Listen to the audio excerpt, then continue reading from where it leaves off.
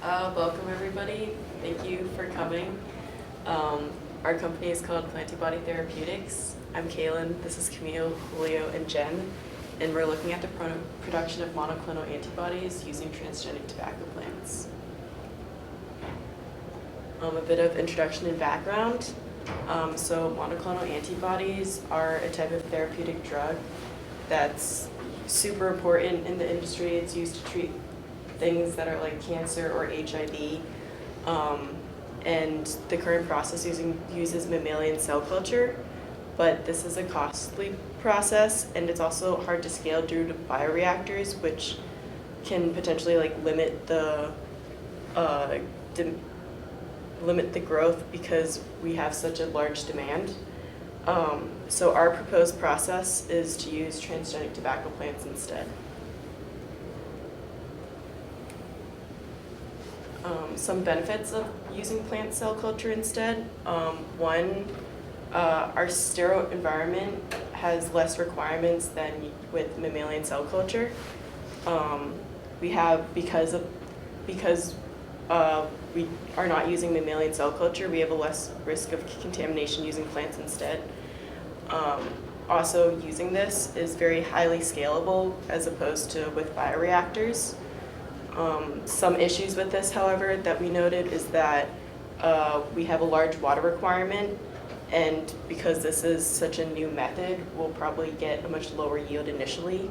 But the same thing happened with mammalian cell culture, so this can improve over time.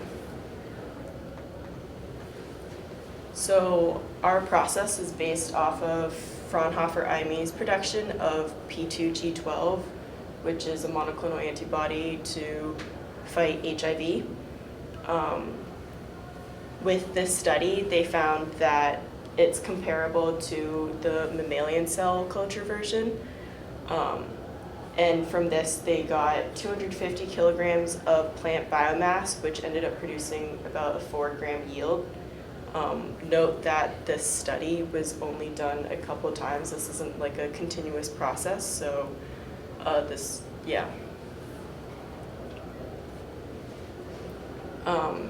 So there's some cultivation techniques that we decided to add on from this Fraunhofer imese production. One, we're going to use a greenhouse and install vertical farming units, which will help decrease the amount of space needed. We're also going to introduce an aquaponics system, which one is beneficial because it eliminates soil, fertilizer, and nutrients. And we found that it has a growth rate of about 2 times as fast and reduces our water usage down to 10% of a soil base. So the objective we have recognized as a company, for the design objective, we're going to promote sustainable growth of tobacco plants in our VFUs. We're going to successfully extract MABs through a mechanical way, and we're going to remove the impurities to reach a threshold of a max of 50 NTU. This is the threshold that all the way downstream, starting in the Pro A column, there's no risk of damaging and everything can go through. Structure-wise, we are a manufacturing contracting organization, and our production goal is to produce 240 grams of MAB per year. It's also crucial to understand that we're only developing the upstream part of the process, not the downstream. So now we're going to start looking more into our process design. So this is our main, really simplified block flow diagram. It all starts in our VFU, in which our biomass is produced, followed by our manual harvest of the biomass of interest that gets put into our leaf wash, where the main bulk impurities are washed off, which then goes into a hammer mill, which is where our main mechanical extraction of monoclonal antibodies happens with the aid of our in-house made extraction buffer, who then gets sent into our Agitated reactor, where our flocculant also gets added to aid with solid liquid separation, which then is fed into our 3 in parallel centrifuges, where our main bulk solid liquid separation happens, and then goes into our filter scheme, which starts with a 1 singular depth filter, then gets pumped into a 1 singular sterile filter, where at this point everything in our solutions is sterile, And then we go into a storage tank, which will help on our pH viral inactivation at a low pH. So now we're going to go into more detail on our individual block unit operations, starting with the VFU.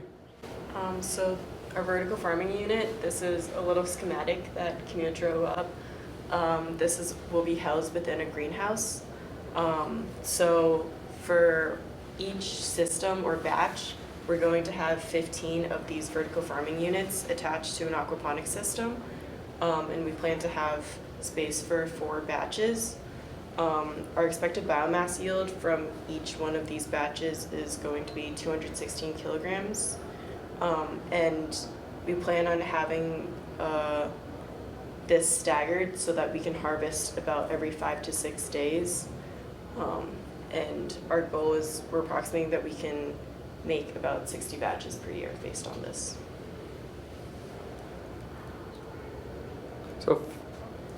So with our aquaponics system, we determined that we're going to use koi fish for our fish because they have very similar needs as transgenic tobacco plants.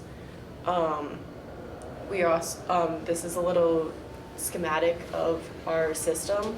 Our fish tank will be jacketed so that we can keep the water at 20 degrees C. We've also included solid filters and biofilters to help remove any of the waste or any like uneaten food. And we're also planning on recycling water from a leaf washing step that occurs later on back into our fish tank after being cleaned. So coming out of a VFU, our main biomass production, we go into a hammer mill. The hammer mill is one of the most crucial unit operations. This is where the extraction of monoclonal antibodies happens. This is basically a crusher. It's like a mechanical crusher in which we're going to use a buffer of 0.3 molar sodium chloride at a pH of 7.0. We pump nitrogen gas into this hammer mill in order to create a pressure drop across the mill. This is to avoid having a pump across the mill.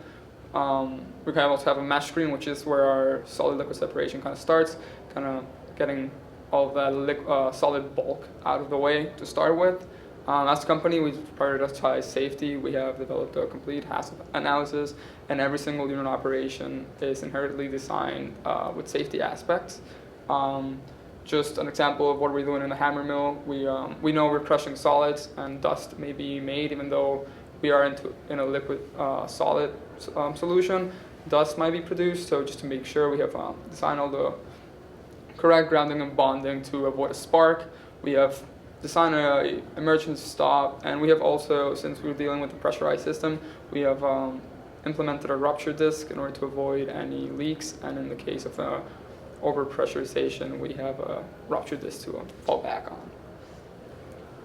Coming out of the hammer mill, our main process goes into an agitated jacketed reactor, in which it's cooled by water coming in from a cooling tower at 48 liters an hour. This is to maintain the reaction at no more than 20 degrees Celsius to avoid side reactions that are unwanted. We have a residence time of around 2 hours. This is where the high shear mixing happens. But this is also where one of our signature procedures happen, in which we add our flocculant, which is chitosan flakes in 1% acetic acid. We're adding about 1 liter of this flocculant for every 50 liters of process material. This makes the purification and the separation of solid and liquids much easier. As I say, this is maintained at 20 degrees Celsius. One of the safety aspects in this unit operation is our inclusion of a safety release valve, and all of this is run within a secondary containment area to avoid spills.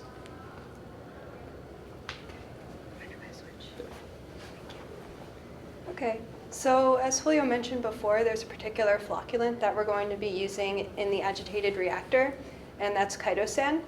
And we wanted to see how well that flocculant would perform, because there had been some issues with scaling up the centrifugation step on a larger scale, because as you increase the size of the unit, the separation gets a little bit more difficult. So we wanted to try to optimize the centrifugation step as much as possible on the small scale, just to make up for any issues that we might have while scaling up.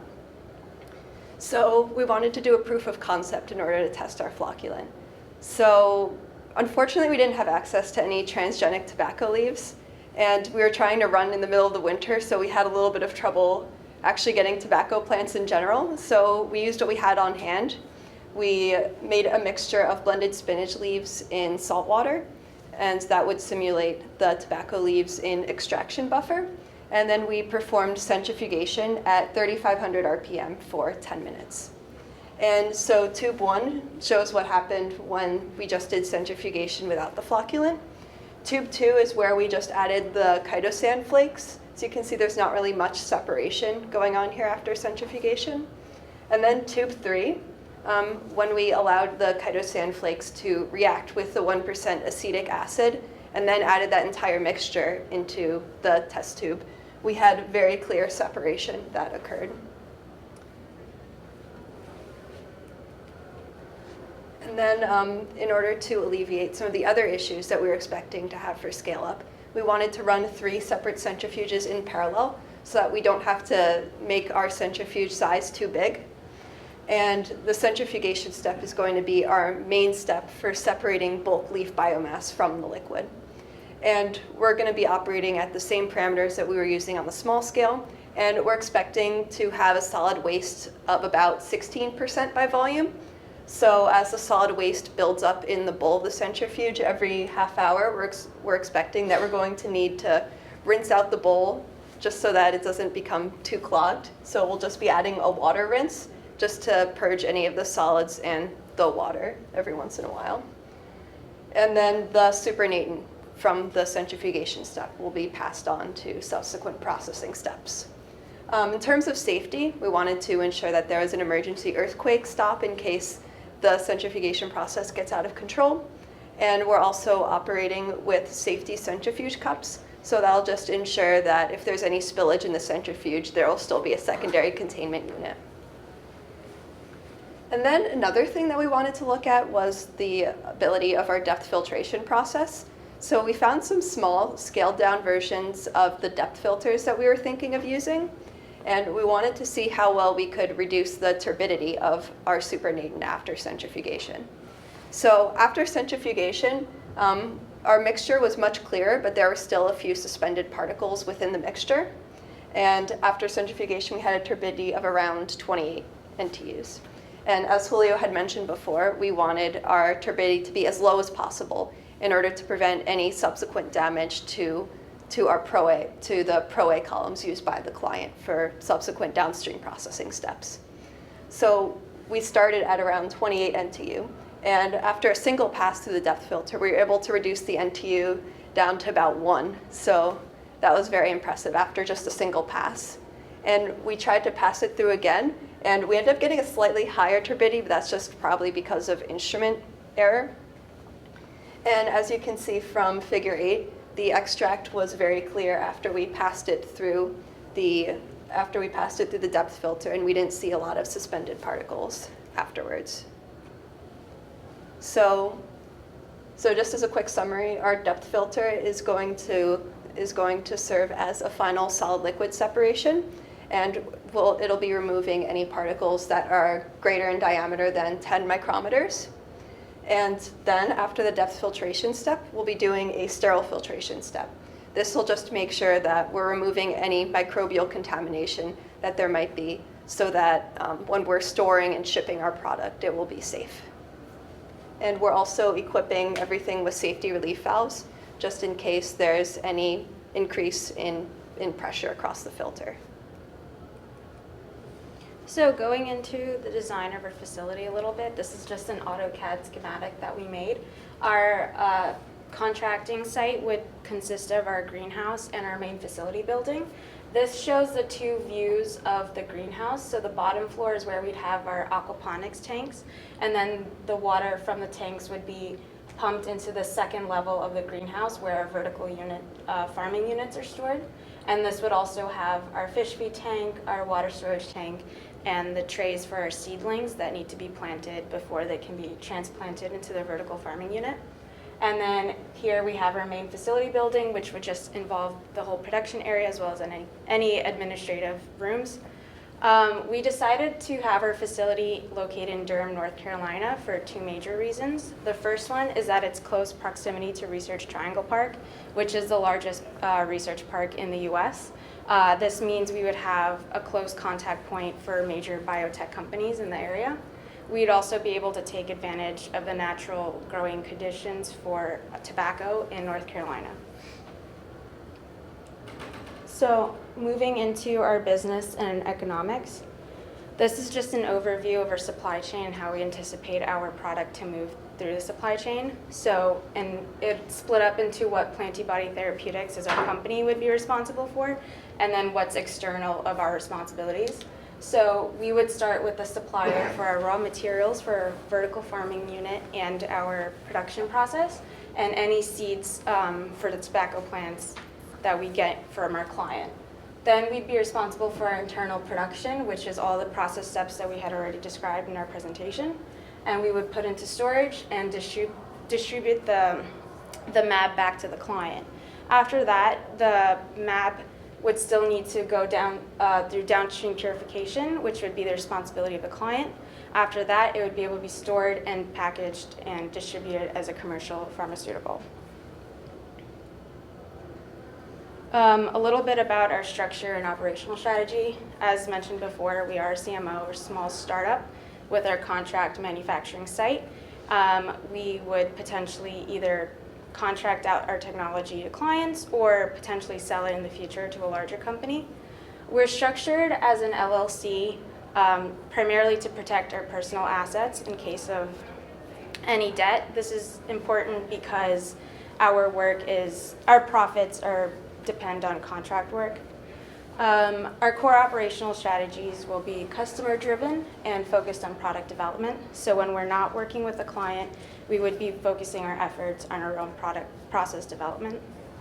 And we have a functional organizational structure that would be split into areas of specialization. So under the main management, we'd have different leads in the different steps of our process. So there'd be research leads in maintaining our aquaponics, growing our fish or plants, as well as the downstream and upstream, the downstream filtration and the upstream clarification, and any other managerial positions that are necessary to distribute and finance our process. So moving into the marketing analysis, the total biopharmaceutical market was valued at $186.5 billion in 2017. For which North America is the largest contributor. So we valued the US as having 50% of revenue for the total market, and then monoclonal antibodies as 25% of the total US revenue. So that gave us a conservative estimate of $23.3 billion for our potential market. This graphic here just kind of emphasizes the growth of monoclonal antibodies, and it's holding a dominant position in the market. There's expected to be a large hike from 2017 to 2025. So this is just further emphasizing that we're entering a viable market at the right time.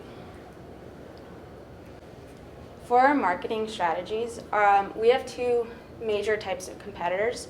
Our direct competition would be any CMOs that are being contracted by biopharmaceuticals for MAB production.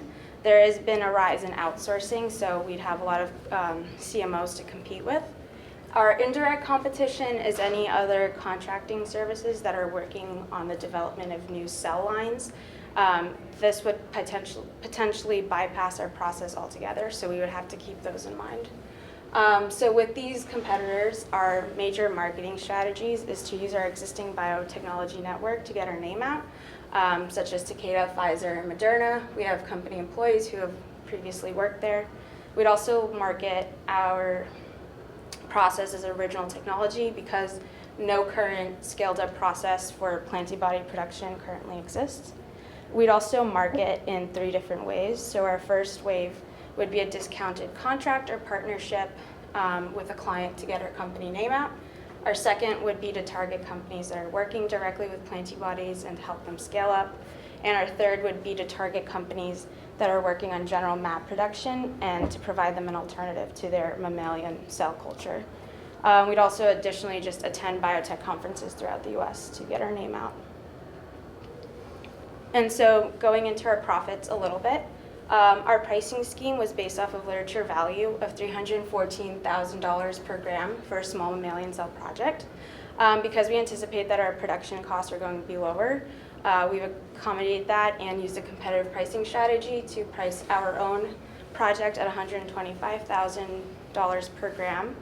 At 240 grams per year, we would expect a yearly contract of about $30 million. We have an additional revenue stream where we can sell our koi fish when our aquaponics tanks reach capacity. Koi fish tend to grow very quickly, so we would reach capacity and be able to sell our additional fish for up to $2.6 million per year. For our associated costs, we have a one-time capital cost of $16.8 million. This involves our initial equipment purchases and installation. Our yearly production costs for our first year would be $7.45 million, and then reduced to $6.28 million after the first year. And then in keeping in mind 35% taxable income, we have produced a discounted cash flow analysis using the MACRS depreciation method. Our first 2 years we won't see a profit, or at least for our first 3 years we won't see a profit because we'll still be busy qualifying all our equipment, but we expect to see a profit by our 4th year, and then we anticipate it to grow steadily in the years following. So in terms of future work, there are a few things that need to be done before we can build our plant on large scale. For instance, we'd first want to protect our assets. We'd want to see what developments we have and what patents we could potentially get for that so that we can build a viable company. And then we would also need to obtain funding if we want to be building on the large scale. And we could do that through venture capital firms, or we could potentially form a partnership with larger pharmaceutical companies. And then after that, we would need to continue process development. In the brief proof of concept studies that I discussed earlier, they were very limited. We're only working with spinach leaves and we're working at a very small scale. So we would need to repeat that with actual tobacco plants. And additionally, another major consideration is that our clarification process was based mostly on biomass separation. We didn't actually look at very carefully how the MABs would be impacted throughout each step. Previous processes have shown that product quality was pretty good throughout comparable steps, but we would want to ensure that we're optimizing for product quality. So we'd have to do a lot more studies with that. And then in terms of process validation, we're going to need to get our process validated in order to be a contract manufacturing organization. So we will need to do more work on process design, and then we'll have to thoroughly qualify our facility and all of our equipment. So we're expecting that might take a year or two, so that's why we built in an extra 2 years for building the plant. And then we would also need to execute PPQ batches, where we would just execute the batches and have a lot of sampling just to ensure that our method is consistent. And then even when we have our process fully validated, we'll have to continuously check the performance of the process and work towards continual process improvement. So that would be another step that we would have to do. And then once we have all this done, we could potentially form a contract with the company and produce monoclonal antibodies.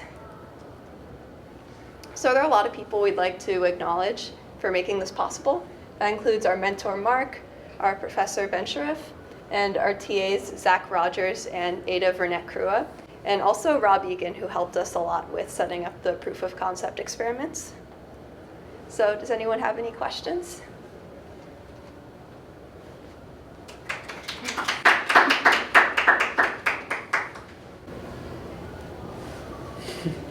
Do you guys have any?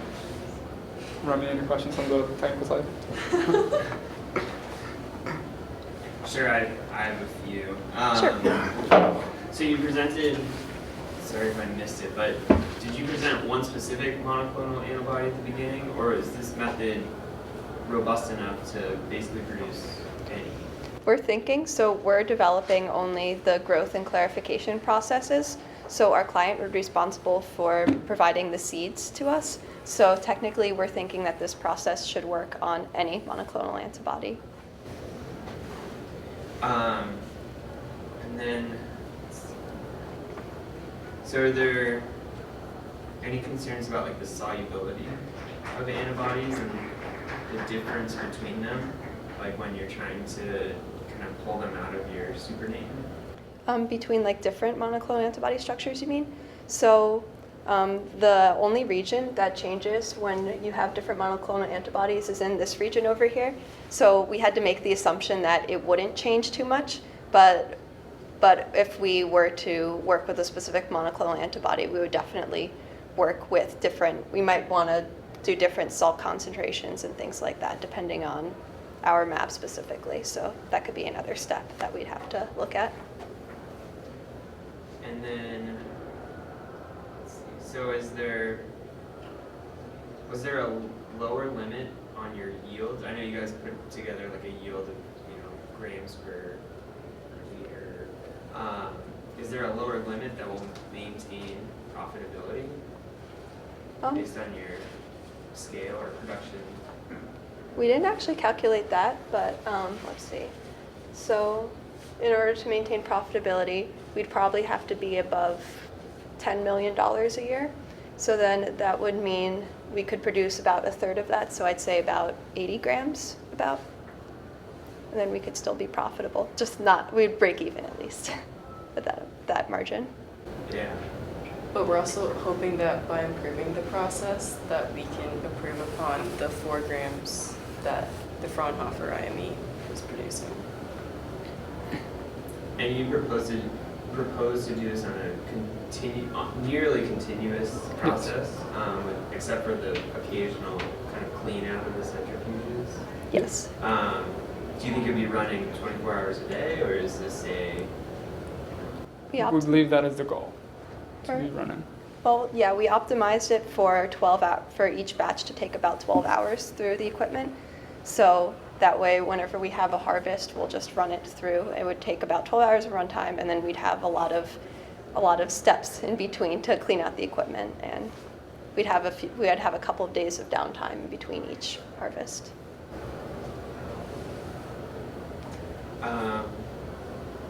And then, so you did a nice job at picking a spot. I like the motivation and the justification for dirt. I was curious if you took into account shipping and handling as part of your production costs. Yeah. So we have costs for packaging because we will need like temperature controlled packaging as well as distribution services to return back to our client. But we also anticipate that our clients would be closer in that area because of Research Triangle Park. But those are in the production costs. And your first customer, that's going to be in the pharma industry, academic research? I would say preferably pharma.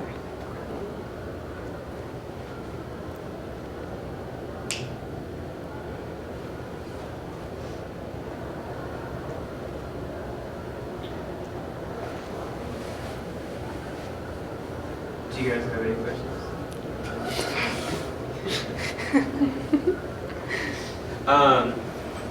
So I'm interested, so on your business model here, you seem to scale right away.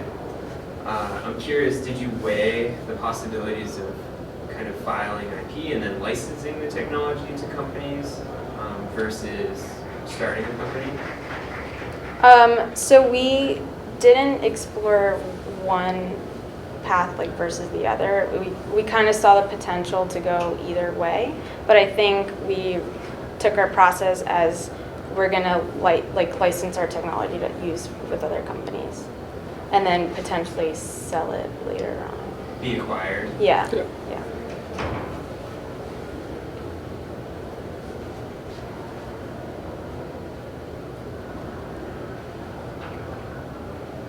How often, I think you probably mentioned this, but I'm just curious, how often do you get to replant your tobacco plants? So you said is it really just 12 hours? Or how, like, what's the growth cycle? For So we'd be harvesting every 5 to 6 days. Yep. But we're like staggering them, so it's usually, I believe it's like 4 to 6 weeks, but then in an aquaponics system we would grow faster. So with 4 batches, we can like approximately stagger them so that they're ready to be harvested every 5 to 6 days. The 12-hour time is from harvesting Yeah, that's all the way down processing. to our tank. How big will these plants get in 4 to 6 weeks? I think it's supposed to be about, I think we estimated 0.4 kilograms per plant Of biomass. of biomass. Yes. So they're expected after we transplant them from the seedlings into the vertical farming unit, that it would only take 4 to 6 weeks for them to grow to their full growth. And with these genetically modified plants, do you see any differences in their growth rates compared to wild type? It is possible that we could see some. But Yeah, what's the name of the company that was doing this? Fraunhofer, I mean. Yeah, they didn't mention there was a difference between just general tobacco plants on growth rates. They did say that there was not a concern.